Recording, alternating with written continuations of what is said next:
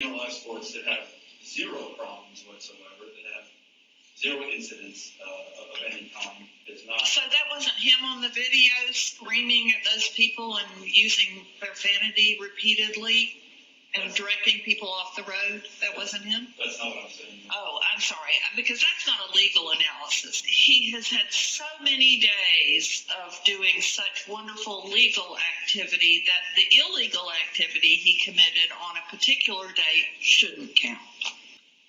Okay, is that it? Yes, Your Honor. Okay, the motion for bond is denied after hearing the 911 call and the testimony of that witness who had little to no credibility, frankly. Hello folks, and welcome back to True Crime Phenomenon. This is Josh coming back to you with another video. This is the Jeremy Dewitte bond hearing part 4. And just a reminder folks, YouTube will delete comments, okay? I only delete comments if they have really bad language or they are super abusive. Other than that, not going to delete comments, so get over it. YouTube will do it. Anyhow, I know this material is about a year old. I just want to get through this before I start releasing the internal affairs videos. Please like, share, comment, and subscribe. Let me know what you're thinking down below. I think, at least for posterity reasons, this bond hearing is super important. Like I said, please like, share, comment, and subscribe, and I'll catch you on the other end. And is that where the bulletin, that's where the source of that bulletin was that you discussed earlier?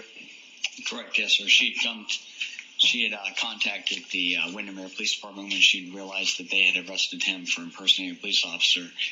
And Detective Allen had contacted me knowing that I was part of the investigation into Metro State and asked that I meet with her, because she had multiple concerns about her safety and Mr. DeWitt being out. Okay.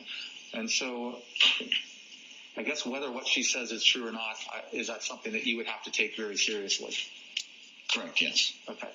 May I approach the witness? Yes.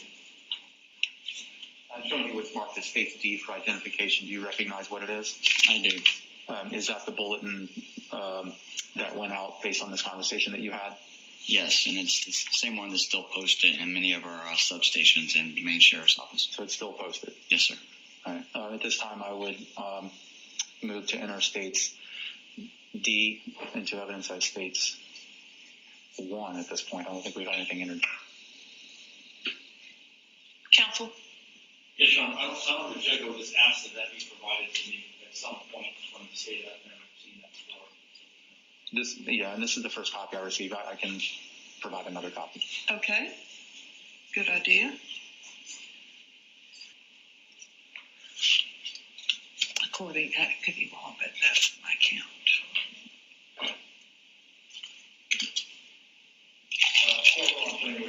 C for identification. Do you recognize this composite?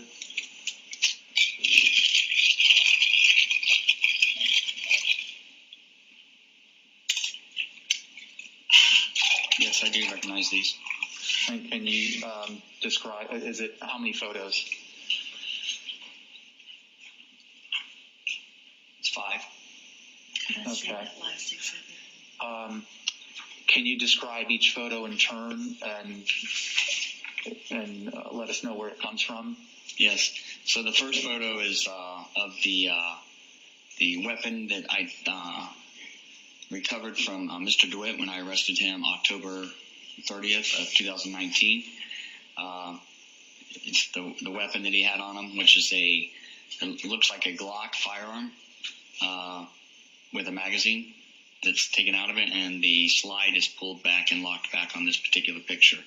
On this one also at the bottom, there's a screw piece, which is where you would put like a CO2 cartridge, because this is actually a paintball type gun.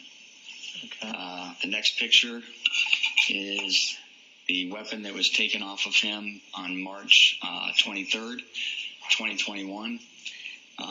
This is a replica of a Glock. It has a light on it, like the same as what we carry in our law enforcement weapons. As a matter of fact, this weapon looks just like mine. It has the same magazine style at the bottom as mine. It has the same style grips. And this also turned out after it was, the slide was pulled back and the magazine was dropped. That's when it was turned out that we knew it was not a firearm. It was another pepper ball gun. A what gun? A pepper ball gun. Mm. And it was not loaded. It was just a pepper ball gun and a law enforcement style holster on a law enforcement style belt. That's the one that was taken off just recently. The next picture is of the Seminole County funeral escort that he was doing. That's the one with all the motorcycles, the Buffalo Soldiers. It was for a correction officer. And is this one? Is that from a video that was published to the court today? Yes, it is. This is when he's approaching the car that he was beating on and screaming at to pull over. As he's walking up to the car, you can see in the reflection of the car, him holding his, with his right hand, he's holding the top of what looks like a firearm. The next picture is a more clear picture even of him with his index finger and ring finger pointing downward. His ring, or middle finger, his ring finger and pinky finger appears to be clasping under, like gripping the handle, as if he was getting ready to draw the weapon as he's walking up to this individual screaming at him and giving him orders and direction to stay where he was. The last picture is a picture of while he was on this particular funeral escort, he was running out of gas, and he was able to coast into the gas station. And when he pulled out his wallet, you could clearly see with his body cam his driver's license. And there's other parts of this, but that's his wallet, his credit cards, and it happens to be the same wallet and credit cards and badge that's in there that I confiscated from him when I arrested him back in October 30th of 2019. Okay.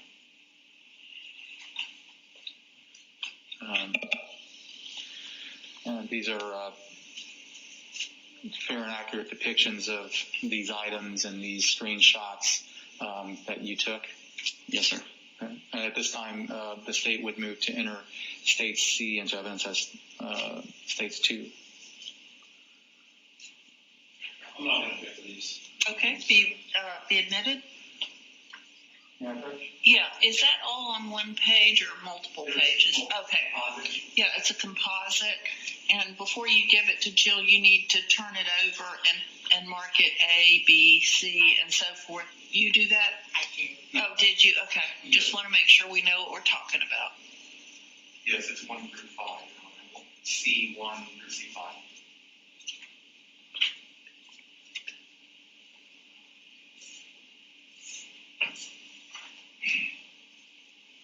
Now, first the witness.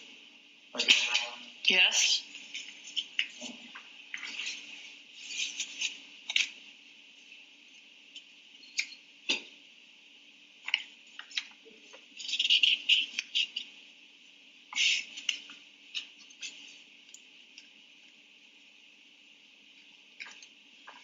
I can't really see anything there.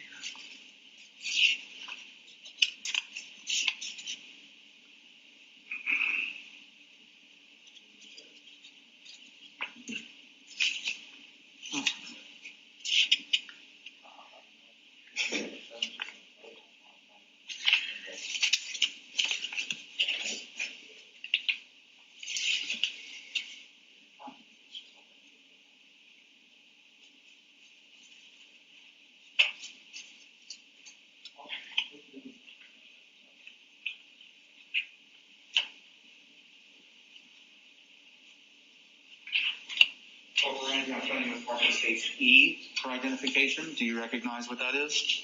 I do. And what is that? This is a printout of a YouTube page, and the highlighted part on the front of the page is Metro State VPU, and it is a arrest warrant for Victor Lopez, who was one of the employees for Mr. Dewitte, who also wound up coming to the sheriff's office and asking to be a witness, and has now been a witness in multiple cases against Mr. Dewitte. Is this What's the name again, please? I'm sorry, Victor Lopez. Victor Lopez. is this like a still shot from YouTube? Like This is correct. Yes, it's a still shot of a arrest warrant page with Mr. Lopez's face on it, and basically his demographics, his date of birth, his race, sex, height, his weight. Is this a still shot from a video that's posted? Yes, it is. Is this a video that you've watched on YouTube? I've seen parts of it. Yes, sir. Okay, and you've accessed it on YouTube? Yes, I have. Do you recognize who? Do you know how YouTube works generally? Usually, you have like a individual who creates the account, and then it's like blogging. They blog with it. It can be profitable. So the more you get viewers, the more money you can make. Do you recognize the user or the YouTube handle that posted this video? Yes, it's a day in the life of Jeremy Dewitte, and this is something that Mr. Dewitte has been doing for the last several months. He's been putting out these videos almost on a daily basis. Overruled. He's been putting out these videos on a daily basis, basically showing contempt for anybody who's not for him. Is it Jeremy Dewitte that speaks in these videos? Yes, it is. It's a video of him riding around, continuing to do the same funeral escorts and other escorts, the way, breaking the law, basically. He's video recording himself doing it. And in this particular video that was posted under that channel, what is the title of that posting? Vidler Snitch 2. What kind? I'm sorry, Vidler Snitch 2. And that would be for Sergeant Keith Vidler, who's the other detective, I guess you can call on this case. Okay. Does Victor Lopez appear in this video? In a couple of spots he does. And you've spoken with him before? Yes, I have, multiple times. You recognize his voice in that video? Absolutely. Okay. And did you ever see his face in that video? Yes. I think in one of the spots you have a camera view that, from what I remember seeing, of him being in front of, I believe, Mr. DeWitte's office building. Okay, so that's going to wrap it up for part 4 of Jeremy Dewitte's bond hearing. This is Josh from True Crime Phenomenon. Please like, share, comment, and subscribe. And I will catch you on the flip side. And a special announcement, we will have another video this weekend, either tomorrow or the next day, most likely tomorrow, where I will actually do one of the unheard interviews. So watch out for that unheard interview coming tomorrow, Saturday, or Sunday. See you there.